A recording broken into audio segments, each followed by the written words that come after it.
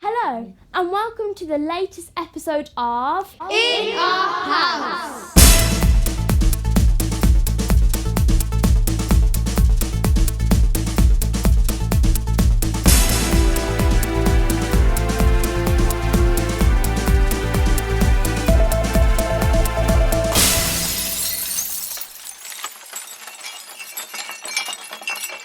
First today, the City Council is helping our environment by putting up green walls.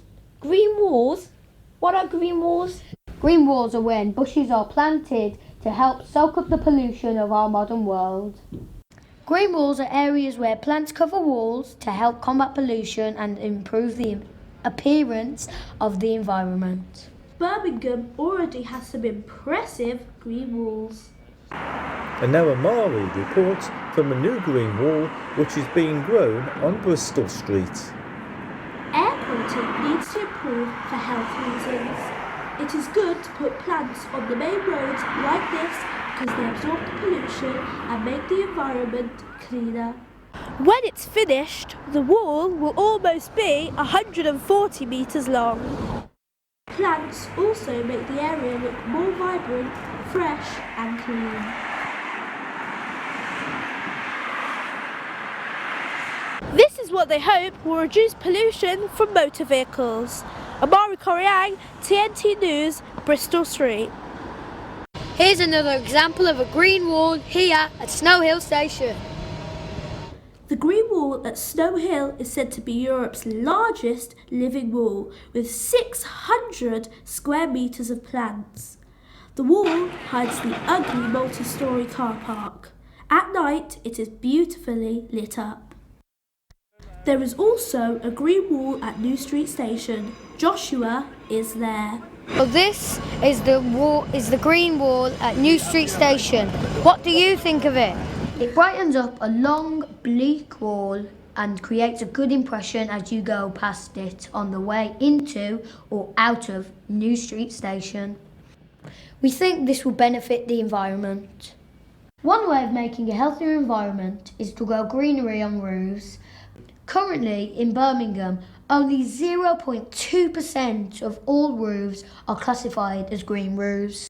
Norman is at a green roof in the Canadian city of Vancouver. The roof here on top of the convention centre also contains a number of beehives, and it's thought that there are 60,000 bees living on the roof. This eco-friendly development is the size of 3 average football pitches and is the largest green roof in Canada. Over 400,000 plants and grasses were put there in 2008 and it's visible from across the city. As well as providing a home for bees and other insects, it acts as an insulator for the building, reducing summer heat gains and reducing heat loss in the winter. It's also a major tourist attraction.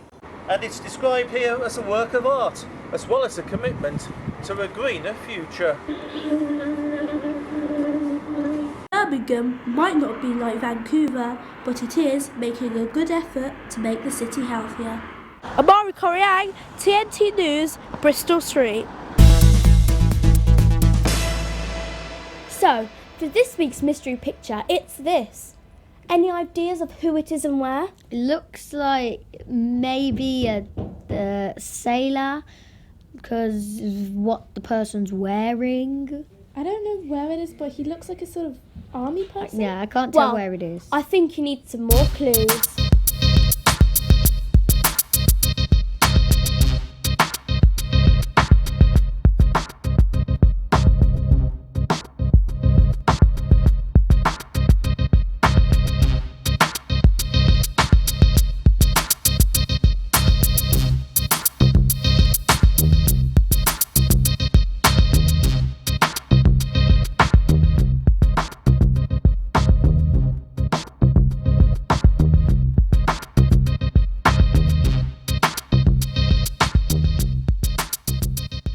So, this week's mystery picture is Nelson in the bull ring.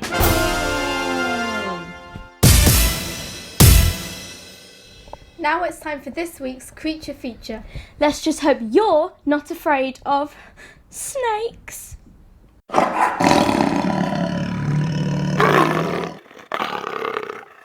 So things like the Savo Island python, which is a python that is found on a tiny little island in Indonesia.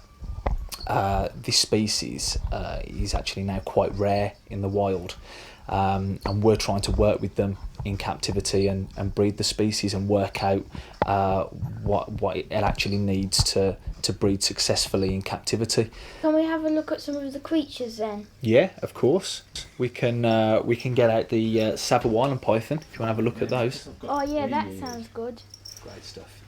The eyes are devious. So. Would it squirt venom? No, these aren't venomous. But what they will actually do is they will kill their prey by constriction. Oh, like that. So they'll bite the prey, and then they'll constrict.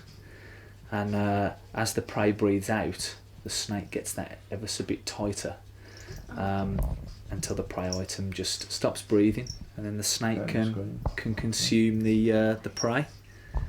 This particular species of snake is one of the smallest pythons that you can actually get.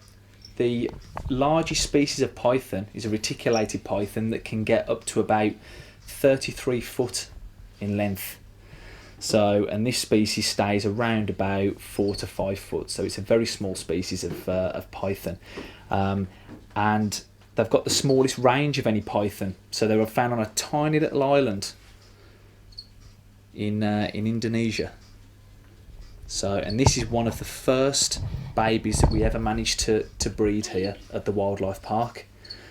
So, and this particular snake is nearly 5 years old and still doing very well.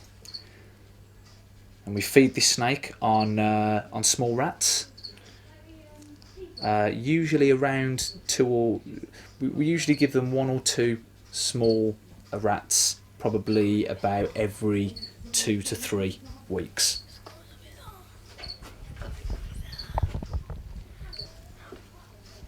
Oh, so you wouldn't need feeding every day then? No, so these don't need feeding every day. They've actually got quite a slow metabolism. Oh, right. It's quite creepy when they actually start moving like that, isn't it? I don't find it creepy.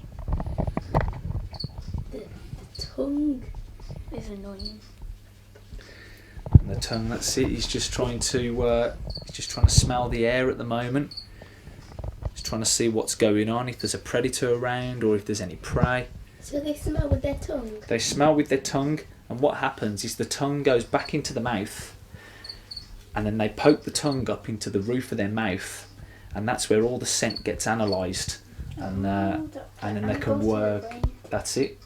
They can work it out then in the brain what's going on, whether there's a prey, predator, whether it's a potential mate. And if it gets tangled up, will it just untangle itself?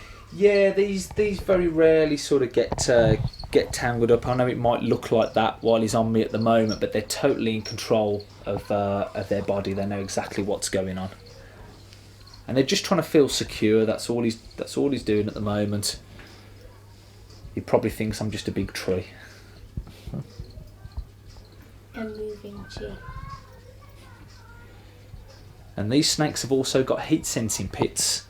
If you look at the front of the mouth, you can see some heat sensing pits on these, and that's how they can see their warm-blooded prey in the dark. Is it like infrared? It's like infrared, almost like a thermal imaging sort of camera. Is how people sort of think these snakes can actually see. Does he think you're prey? No, I just think it's quite sensitive. So the front of his face is potentially more sensitive than a lot of other snakes. So he feels that heat as he's actually touching my arm. What temperature does he normally live? So we keep these between 25 and 32 degrees. And what we offer the snakes is we offer them a warmer area for them to bask and sit in, so it's as if they were going to be sitting in the sun, and then they can retreat into a cooler area if they need to. How does a rat get down its throat? What actually happens is the bottom of the snake's jaw here has actually got no jawbone here. So these two parts of the jaw can move independently from each other, and it's connected with loose ligaments and muscles, so it can really stretch out. And as you can see with the snake's skin, it can stretch as well. It's very loose fitting. It's got a big stomach as well, and muscular contractions will actually help to push that large food item all the way down and then into the stomach. What are snakes predators? So predators of snakes, and this is totally dependent on the species and where the snake is in the wild, whether it's in Africa or South America, for example. But all sorts of things can prey on snakes, from birds to some small mammal species, to cats like ocelots, and they will take great pride in taking apart a snake. It won't take them very long. Well, even a snake this size can squeeze. Whoa. It feels like something's on it. It feels wet. Well, don't you think being on the skin that would harm you? No, you'll be fine.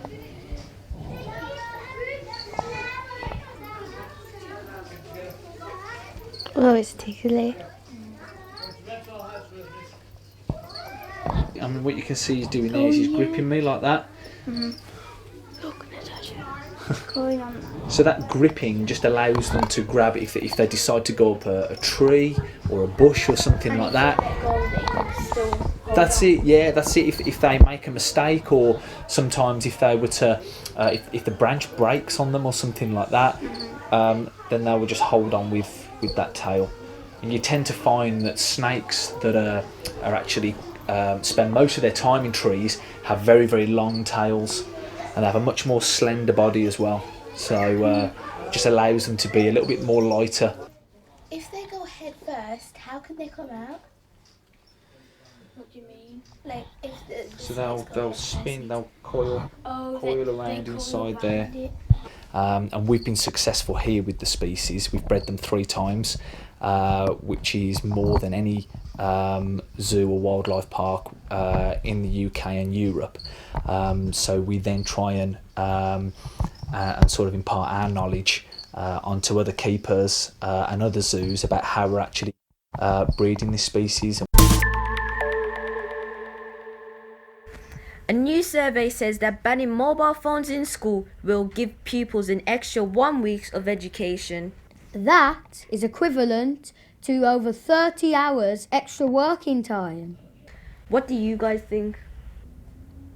Well, sometimes it's useful to use your phones in lessons, such as using a calculator in maths, or using your phone for English, timing the speech that you wrote, or you can research other things in other lessons. The report also says that more than 90% of British teenagers own mobile phones. Many schools have introduced bans over the past decade. In a 2001 survey, no schools banned mobiles, but by 2007, half had done so.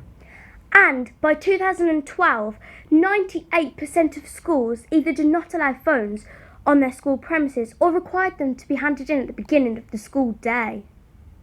It also says that despite new mobile phone technology, it can also cause distractions, reduce of productivity, and is detrimental to children's learning. What do you think? Last week we went up the clock tower in the council house. This week we're in the council chamber. So, here we are in the council chamber. So, Phil, what's it all about?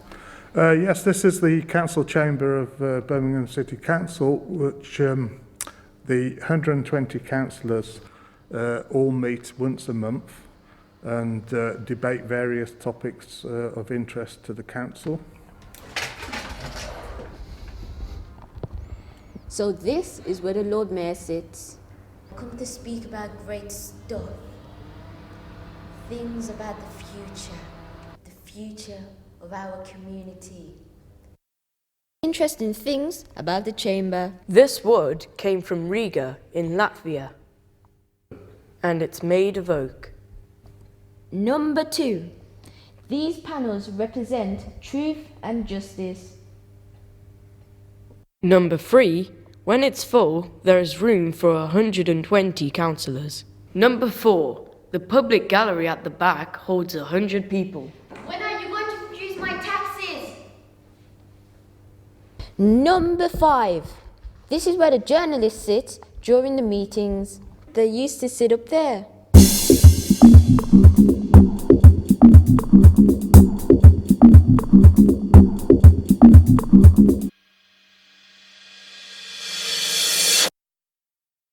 Now for the moment you've all been waiting for. I swear you just said I was saying it. Me. And now for the moment you've all been waiting for, the jokes. What did the tree wear to the pool party? Swimming trunks. What does the letter A have in common with a flower? They're both followed by bees. What? Oh, I forgot. How do trees get onto the internet? They log in. Why did the leaf go to the doctor? He was feeling a bit green. Why is the tree same as a dog? Because they both have a big bark. Woof, woof. What kind of flower grows on your face? Tulips. Now for the highlights of the Lord Mayor Show.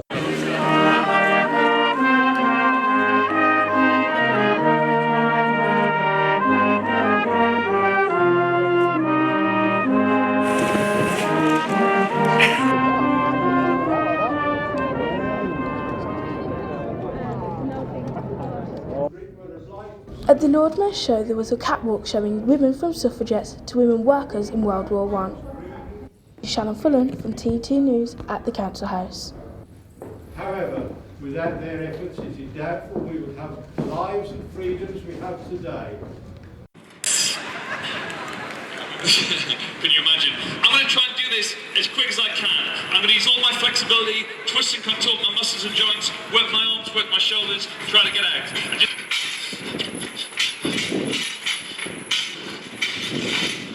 Well, this is awkward.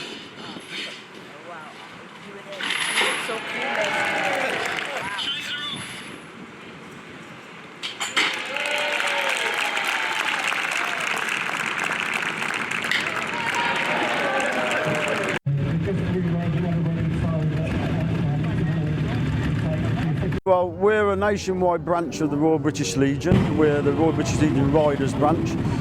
Currently to date we have approximately 5,900 members, and like I say, we're one of the biggest operational branches of the Royal British Legion, and we come and help the British Legion do events like this to raise more awareness. And the bikes obviously attract more visitors than if they were on their own.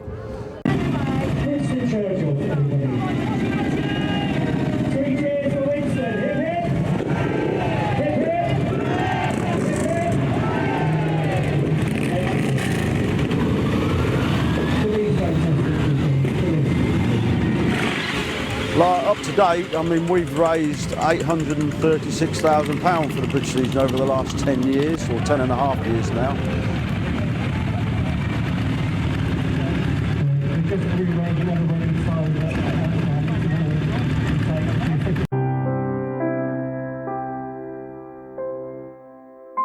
What I can remember was at Nelson Street School when I was very small and being chosen to be Sleeping Beauty. And I could see myself there. They dressed me in this pink dress with black ballet shoes on. And of course I was supposed to be lying down. I don't know if mothers were there. My mother never went to anything like that. And I can remember this boy who was supposed to be the prince kissing me to wake me up, but I don't know who he was or anything like that. And I must have been about five years old at Nelson Street School. Yeah. That had that happen. Yes, I can see myself vividly now, but I'd like to meet that prince again and see what he's growing up like. Next week there's going to be a big carnival at Harborne. Here's a look at what you can expect to see.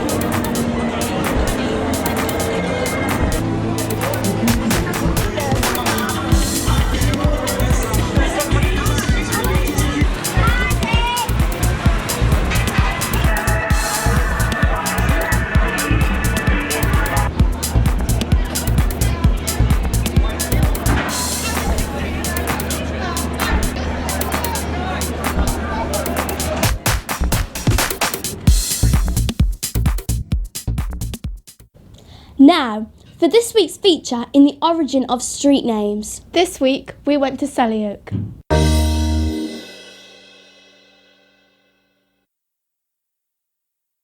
This week we've come to Oak Tree Lane in Selly Oak, and guess what? There was an oak. This way.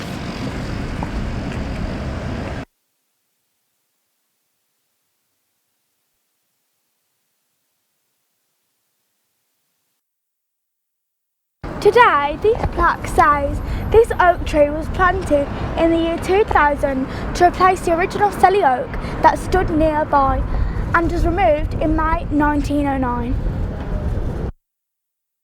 The remains of the original oak can be seen in the nearby park. The street name Gibbons is a reminder that members of the Gibbons family gave the park to the people of Birmingham in Victorian times.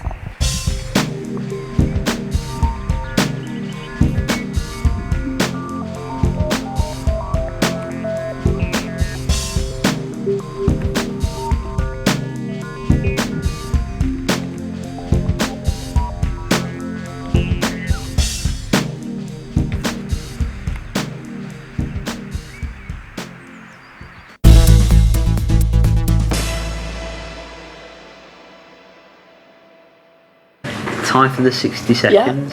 Yeah, as usual, I guess. So we will split it up. Sam will ask Lois, I'll ask AJ, and Jade will time it. I will time it. Ready? Ready? 3, 2. Right, as fast as you go, by the way. 3, 2, 1. Pepsi or Coke? Coke. Favourite colour? Blue. If you were a superhero, who would you be? Catwoman. Favourite accessory? My hat. What was your last dream about? Probably wearing a unicorn. Bungee jumping or skydiving? Bungee jumping. If you were Prime Minister, what would be the first thing you'd allow? What would be the first law you'd More holidays for school. That's a good one. Talk to many different guests. Ask many various different questions. And we see what we can learn from them. I'm always looking for new talent as well. So. Yeah. Talk about anything and everything, to be honest. Yeah, very varied. Okay, were these two any good? Very, they're very They okay. were very, very So good. great. Really tough one. There's like in books, sometimes it's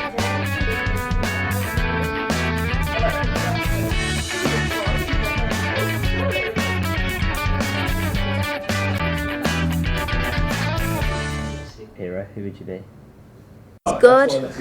It's like having a normal conversation, so there's no pressure on you to like remember lines. So it's really casual, you just sit on the sofa, and it's just fun and easy. Yes, just random questions, kind of like a little family of strangers that came together. It's just fun. My favourite part was probably the 60-second challenge because it was like going so fast, and like sometimes you don't understand the questions because it's going so fast, and end up answering other people's questions. Because then at one point Hannah started asking me questions, even though Sam was supposed to be asking me questions. I think so. Once I went to the mics on the. I would like to come back again. So that's it for this edition of In Our House. Goodbye, and thanks for joining us.